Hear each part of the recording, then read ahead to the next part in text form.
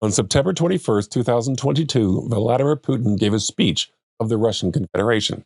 And given our current political situation, I thought I'd share some ancient history. There are a few things to note about the speech. Putin is calling up the reserves. Reserves include people with military experience, not currently on any active duty status. These reserves bolster the fight to free the Ukraine Russia presently occupies.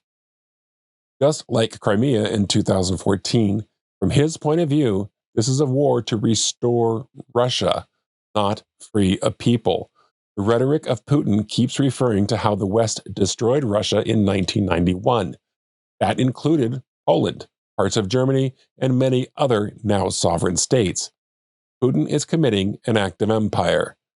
Putin points to the fact that Ukraine is being helped with weapons, boots on the ground, and command and control assistance. He proposes that NATO soldiers are in command of Ukraine units. And this is the danger of fighting a proxy war. If Putin is building an empire, should we not stop him?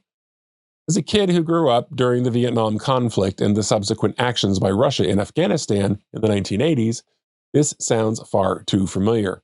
We are supplying weapons to fight a war with no real purpose. Sorry, I'm having trouble seeing why we should want to stop one oligarchy from swallowing a smaller oligarchy, where we really do not have any interest.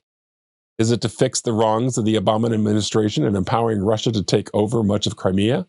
Or Obama's lack of vision seeing the significance of the gas pipelines? On July 27, 1953, we negotiated an end to the Korean War. We ended up with a split country. General MacArthur, who laid the Korean strategy after the war was ended, lamented, "It was in our power to destroy the Red Chinese Army and Chinese military power, and probably for all time." He had requested to cross the Yangtze River and finish the battle in Beijing. Do I think we should have been in Korea? Actually, no. But we were under UN direction.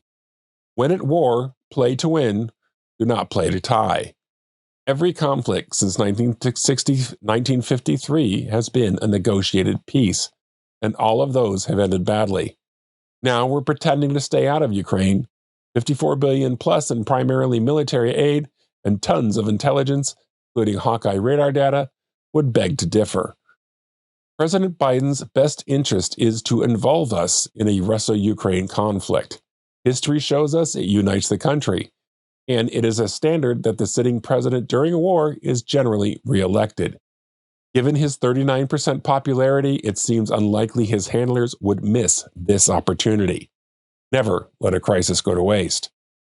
It is evident by the number of times that Karine Jean-Pierre walks back his statements Biden is just the front man for others. Susan Rice or Barack Obama run that space. I do not want war with Russia.